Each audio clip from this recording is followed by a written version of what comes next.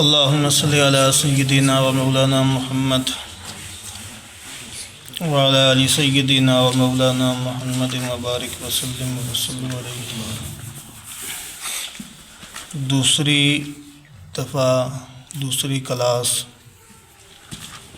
اس کا آج پہلا دن ہے. سب سے پہلے کچھ دعائیہ کلمات میں آپ کو پڑھاؤں گا، آپ میرے ساتھ ساتھ وہ کلمات پڑھیں.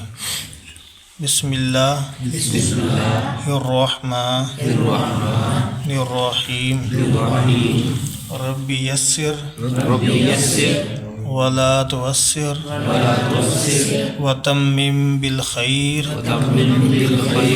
وبک نستعین یا فتاح یا علیم رب یسر ولا تعسر وتمم بالخیر وبک نستعین یا فتاح یا علیم رب یسر ولا تعسر وتمم بالخیر وبک نستعین یا فتاح یا علیم.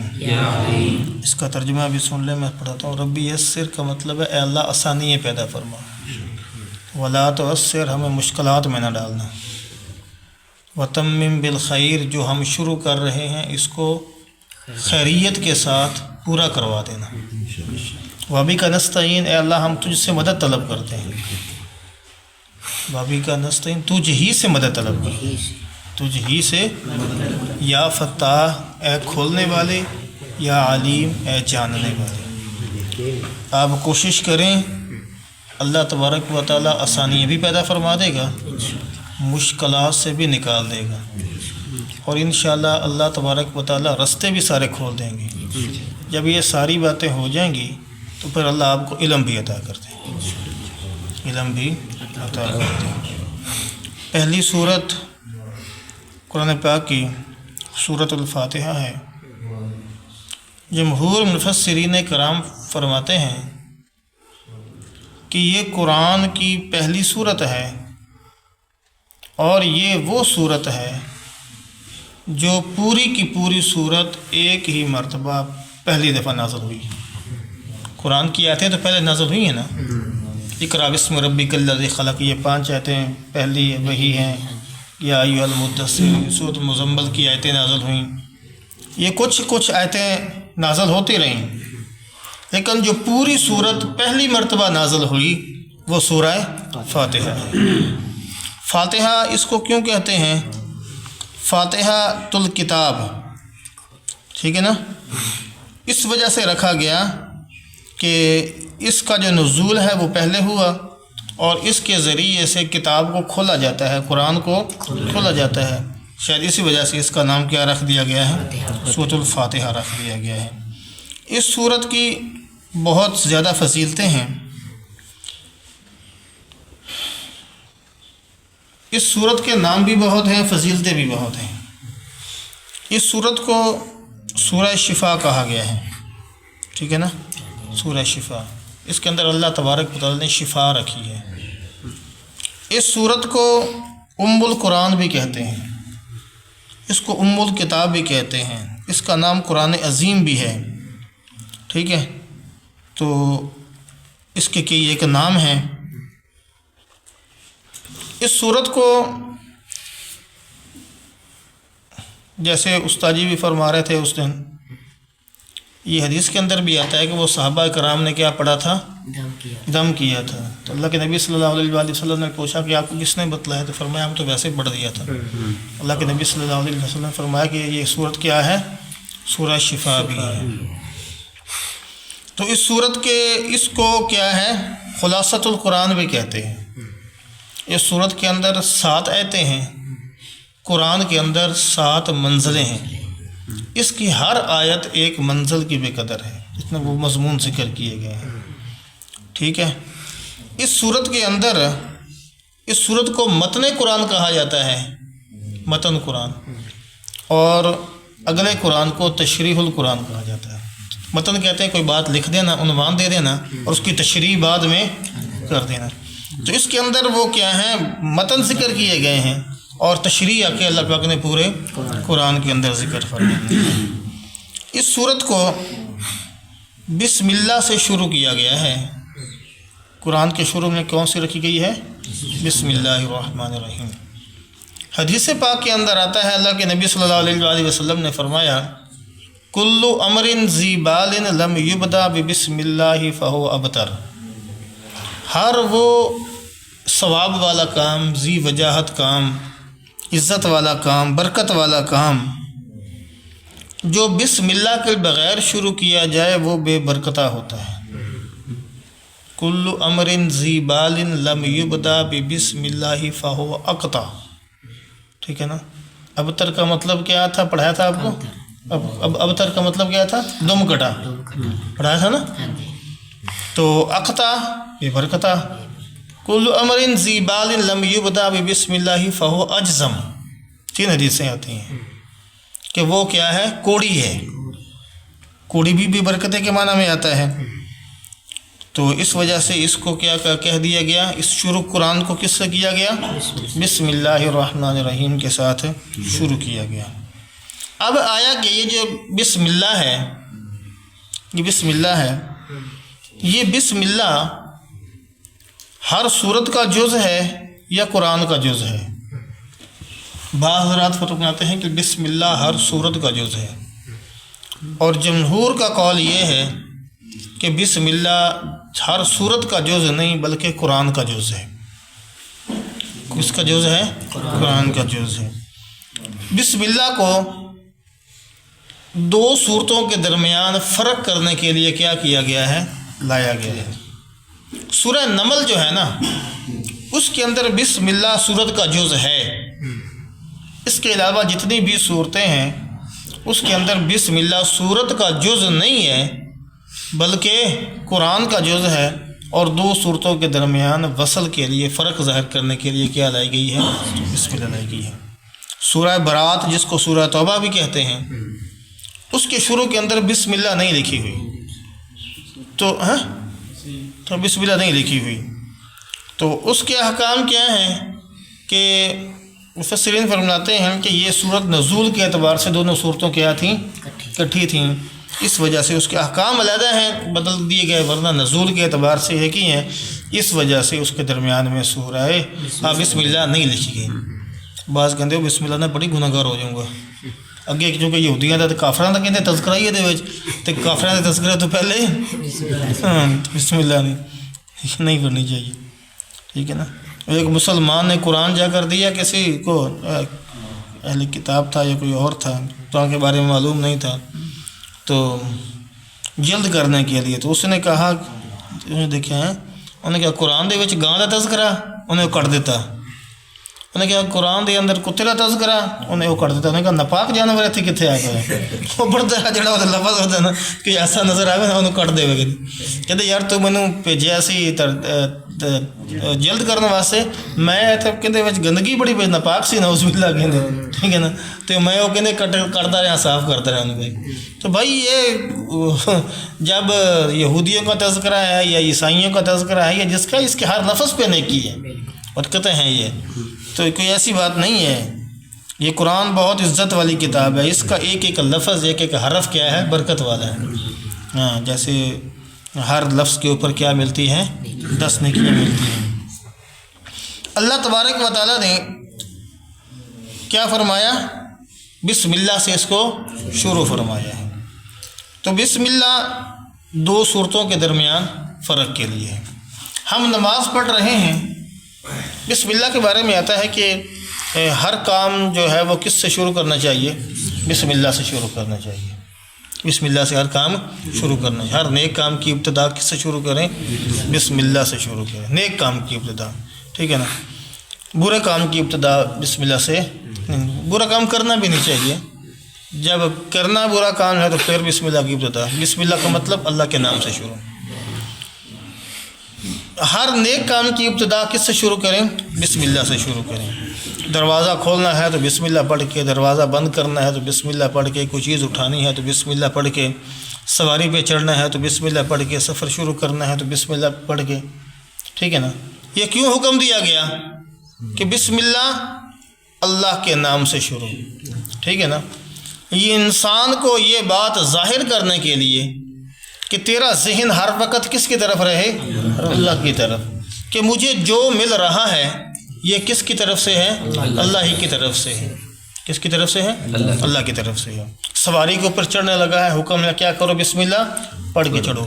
ذہن کے اندر دکھاؤ کہ یار یہ لوہا تھا، کہاں سے چلا، کس نے بنایا، کتنی اس کے اندر محنت ہوئی، میرے پاس آ گیا. پھر ذہن کے اندر خیال ہوا میرے پاس پیسے تھے، میں نے خرید لیا. تو ذہن کے اندر خیال ہوا پیسے کون سا میرے اپنے تھے، پیسے کون سا میرے، وہ بھی تو اللہ کے دیے ہوئے تھے نا، اللہ نے دیے ہوئے ہیں. تو پیسہ دیکھو کہاں چلا، کیسے میں نے اس کو حاصل کیا، کیسے میرے پاس آیا. تو ذہن کس کی طرف چلا گیا؟ فوراً اللہ ہی کی طرف سے، کہ یہ سارا اللہ کا کرم ہے، اللہ کا کمال ہے. کھانا کھانے بیٹھے ہیں تو کیا حکم ہے؟ بسم اللہ الرحمن الرحیم پڑھ کے کھاؤ، ٹھیک ہے نا. بسم اللہ اولہ و آخرہ، جب شروع میں پڑھنا بھول جاؤ تو پھر کیا کرو؟ یہ پڑھ لو. تو جب کھانا سامنے آیا بسم اللہ پڑھی تو ذہن میں آیا کہ یہ محض اللہ کا کرم ہے جس نے مجھے کیا کر دیا ہے، یہ کھانا کھلوا دیا ہے، جس نے مجھے کیا کر دیا ہے، کھانا کھلا دیا ہے. پھر ذہن کے اندر دیکھو یار کھانا کہاں سے چلا. دو صورتیں ہیں نا، ایک طرف سے تو ہم نے چیزیں خریدی، گوشت خرید لیا، دال خرید لی، سبزی خرید لی، گھی خرید لیا، یہ سارا کچھ خرید لیا. اس کے لیے پیسے کہاں سے چلے؟ اللہ کی عطا ہوئی، ذہن میں اندر آیا. پھر چیزیں کہاں سے چلیں؟ اب آپ دیکھو ٹماٹر کہاں سے آ رہا ہے، گوبھی کہاں سے آ رہی ہے، مولیاں کہاں سے آ رہی ہیں، ٹھیک ہے نا. مولیاں ساڑھے کھیتاں جو آ رہی ہیں قریب ہی یہ گل ہے، لیکن بہت ساری سبزی بہت دور سے، شملہ مرچ کہاں سے آ رہی ہے. اب آپ سیب دیکھ لیں کہاں سے آ رہا ہے، ٹھیک ہے نا. یہ سب کہاں سے اللہ پاک نے چلایا اور ہمارے دروازے پہ پہنچا دیا. یہ کس کے اندر اللہ پاک نے ساری کائنات کو لگا دیا؟ انسان کی خدمت کے لیے. تو پھر انسان جب بسم اللہ پڑھے گا اس کے ذہن کے اندر آ گیا کہ ساری برکتیں، سارے نظام اللہ پاک نے کس لیے لگا دیا ہے؟ میری خدمت کے اندر لگا دیا ہے. اور پھر انسان کو کس لیے پیدا کیا ہے؟ اپنی عبادت کے لیے. سارا نظام اس کی خدمت میں لگا دیا. کوئی نہ کوئی کسی نہ کسی صورت میں کیا کر رہا ہے؟ ایک دوسرے کی خدمت کر رہا ہے. ہم سب ایک دوسرے کے کیا ہیں؟ کام میں لگے ہوئے ہیں. لیکن انسان کا اصل مقصد دنیا میں آنے کا کیا ہے؟ اللہ تعالیٰ کی عبادت کرنا ہے. تو اس لیے ہر بات، ہر کام، نیک کام سے پہلے کیا ہے؟ بسم اللہ پڑھنا کا حکم ہے. اگر نہیں پڑھیں گے تو وہ دم کٹا، بے برکتہ اور کوڑی کام ہوگا. اس لیے کوئی بھی کام کرنا ہے تو کس سے شروع کریں؟ بسم اللہ الرحمن. اس لیے اللہ پاک نے قرآن کو بھی شروع کس سے کیا ہے؟ بسم اللہ. تو بسم اللہ کا پتہ چل گیا نا کہ یہ دو صورتوں کے درمیان فرق کے لیے آئی ہے، ٹھیک ہے نا. اب مسئلہ یہ ہے کہ ہم نے قرآن پڑھنا ہے تو قرآن کس سے شروع کریں؟ قرآن کس سے شروع کریں؟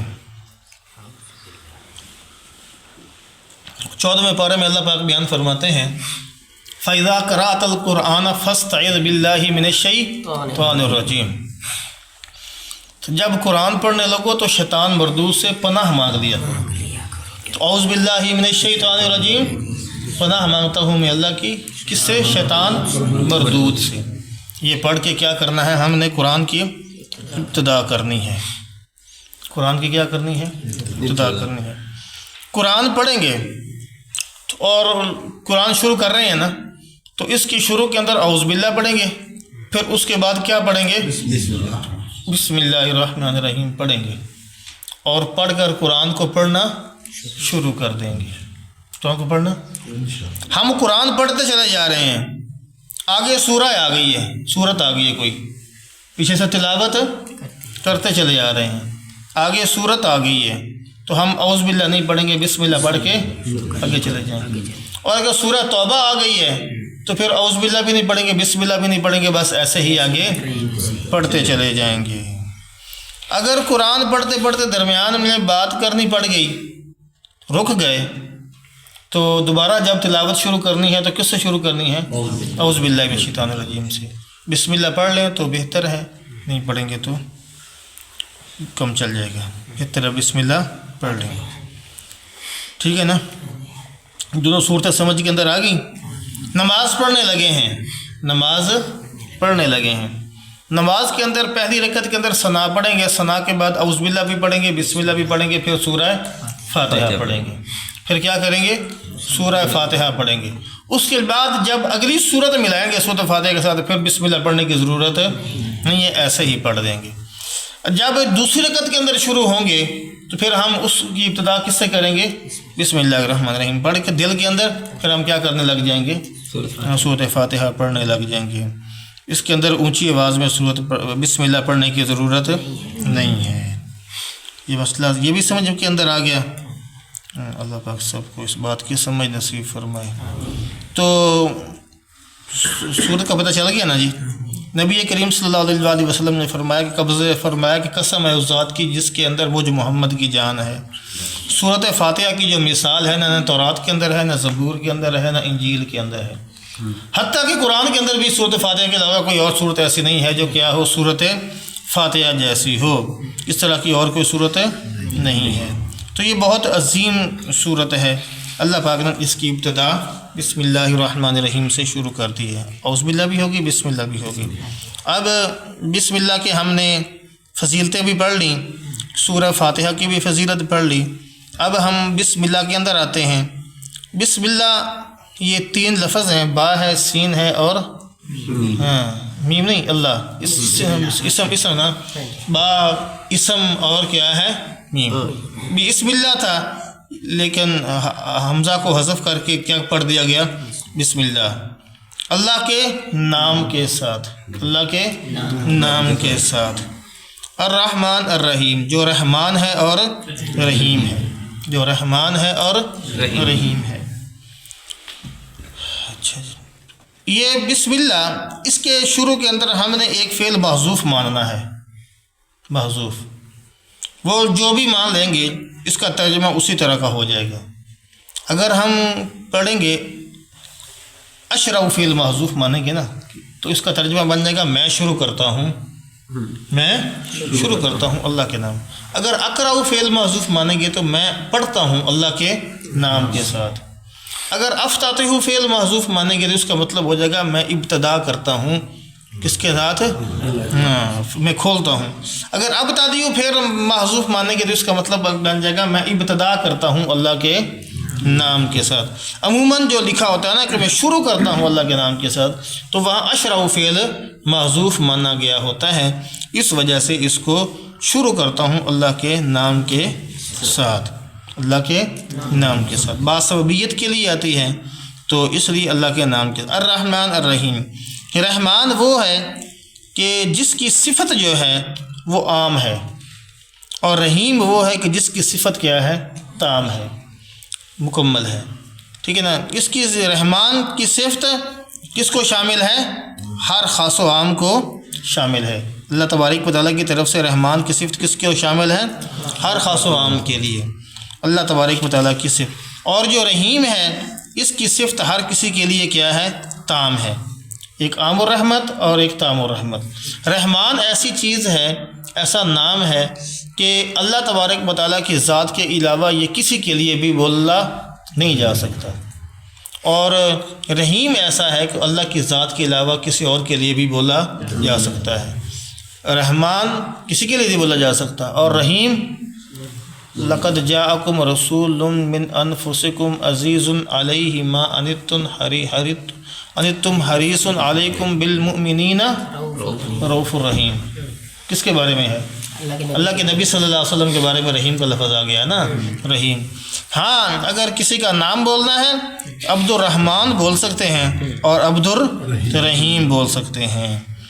اگر کسی کا نام عبد الرحمن ہے تو اس کو رحمان کہنا یہ ٹھیک ہے نہیں ہے، یہ اللہ کے نام کی توہین ہے۔ رحمان کون سی ذات ہے؟ اللہ کی۔ اگر کسی کا نام عبد الرحیم ہے تو اس کو صرف رحیم بولنا یہ بھی ٹھیک ہے نہیں ہے۔ تو ہم تو رحمان بھی نہیں بولتے نا، مانا رحمان کا نام کیا ہے؟ مانا۔ کتنی توہین کرتے ہیں ہم اللہ کے نام کی۔ تو جو اس کا نام ہے پورا نام بلائیں، عبد الرحمن، عبد الرحیم، عبد اللہ، ٹھیک ہے نا، عبد المنان، جو نام ہے وہ اس کے نام عبد کی صفت ضرور لگائیں، ٹھیک ہے نا۔ تو رحیم کی جو صفت، یہ دونوں کی اس کے اندر صفتیں کون سی آ گئی ہیں؟ رحم کے مادے کے ساتھ۔ رحمان بھی کون سی صفت ہے؟ رحم کی، اور رحیم بھی کون سی ہے؟ رحم کی ہے۔ اللہ تبارک و تعالیٰ یہ بیان فرمانا چاہتے ہیں کہ میری رحمت جو ہے وہ بہت وسیع ہے، اور میری رحمت جو ہے وہ بہت کامل ہے، اور جو بھی کام بنے گا تمہارا وہ کس کے ساتھ بنے گا؟ اللہ کی رحمت کے ساتھ۔ اور حکم ہمیں کیا دیا گیا ہے؟ لا تقنطوا من رحمت اللہ، اللہ کی رحمت سے کبھی بھی مایوس نہیں ہونا چاہیے۔ یہ باتیں آپ کو ساری یاد رہ جائیں گی نا؟ چلو بس۔